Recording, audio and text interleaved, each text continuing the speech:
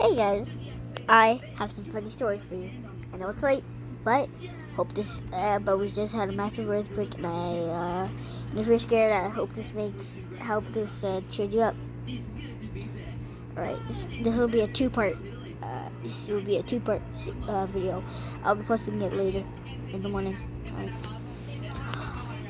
All right. So we just had a massive earthquake, and okay, I'm sorry for the noise, but because I'm watching Disney. But and also hashtag non-sponsored.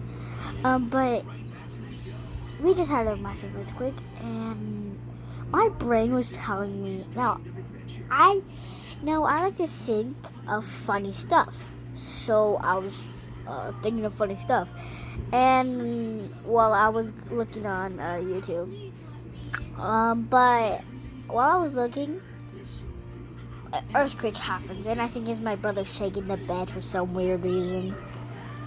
But then I see one of my Dogman books fall. I'm like, okay, there's got to be something going on. And my brain is telling me, okay, well, get up and go. Just leave. Just leave the room.